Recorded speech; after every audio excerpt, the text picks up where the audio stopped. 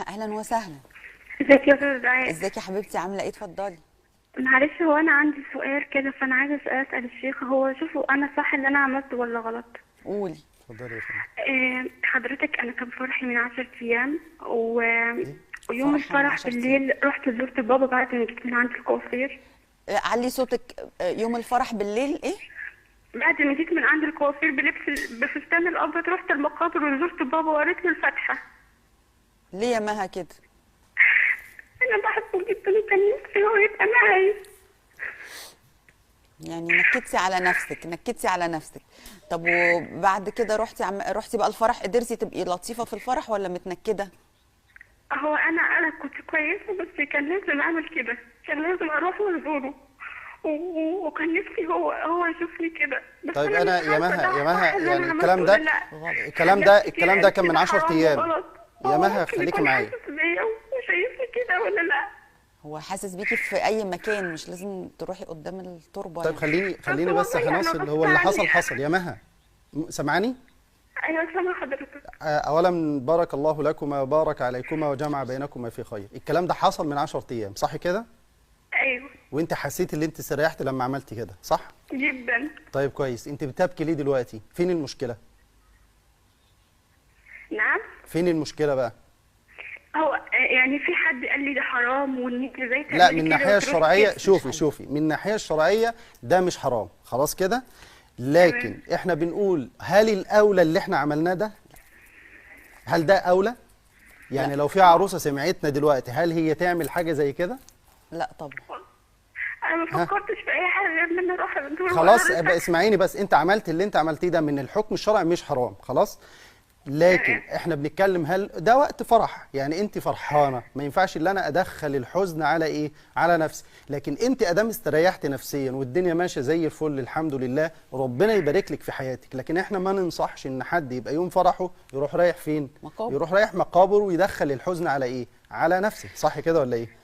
بصي يا مها، انا بس بس. عايزه اقول لك حاجه، لان واضح ان انت عندك اكتئاب، يعني لانك لسه بتعيطي، وبعدين انت لسه عروسه كده، غلط يا حبيبه قلبي. وبعدين الصح ان احنا ما نفتحش باب الحزن، خلاص باب الحزن ده لازم يتقفل. احنا عايشين، احنا عايشين، لازم نعيش ونكمل رسالتنا ونكمل الدنيا بتاعتنا لحد لما الاجل بتاعنا يجي، ونروح نقابل بقى ابهاتنا وامهاتنا وحبايبنا يا رب كده في عليين، وبعدين في الجنه يا رب ان شاء الله باعمالنا. صح. بصي هو يا أنا مها اللي عملته احنا والله بنعمل ايه؟ العظيم غصب عني. انا بحبه لدرجه ان انا كنت نفسي اقرا له الفاتحه واقول له انا بقيت كويسه، انت قريت الفاتحه طب بتاعتي الحمد لله، ربنا يبارك لك يا رب. احنا دايما نقول كده، نقول هو حكم زيارة المقابر يوم العيد ايه؟ فنقول ما فيهاش مشكلة. بس يا جماعة النهاردة يوم فرحة، يوم عيد، ليه نروح؟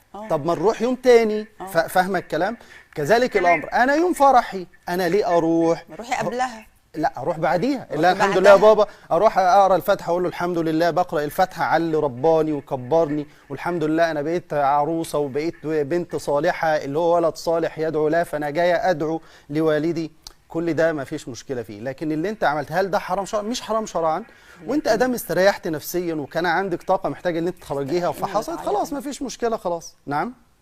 بقول لو مستريحه ما كانتش عيطت كده، هي بتعيط عشان حد بيقول لها ده حرام، او عشان هي لسه حزينه على باباها. اقفلي باب الحزن يا مها. طبعا احنا خلاص. انت اقفلي عندك باب حياه الحزن يا جديده، مها.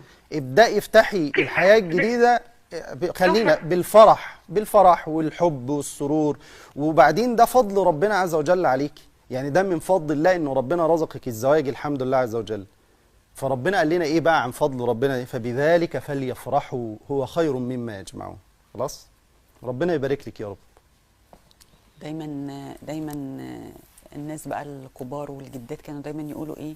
ما تفتحش باب الحزن عشان الحزن هيجر حزن، وانت كده اللي عملت كده في نفسك. صحيح. فاحنا لازم نكون راضيين، خلاص قفلنا الحزن جه وخلص وقته، قفلنا باب الحزن. ما ينفعش نفضل مواربينه، لانه لو واربناه هيتفتح على الحزن تاني. فهي عروسه، ما ينفعش هي لسه بادئه حياتها وبتعيط كده، يعني جوزها. وبعدين في نقطة تانية بقى غير كده، ان ما ينفعش ان حد يتجرأ ويقول ده حرام. يعني أيوة. احنا يعني احنا كنا نسمع كده زيارة المقابر في الاعياد حرام. جبتوا الحرام ده منين؟ هو مش حرام. بس احنا بنقول الاولى ما نروحش. الاولى ما نروحش. ولا تقولوا لما تصف ألسنتكم الكذب هذا حلال وهذا حرام لتفتروا على الله الكذب. مم. نعم.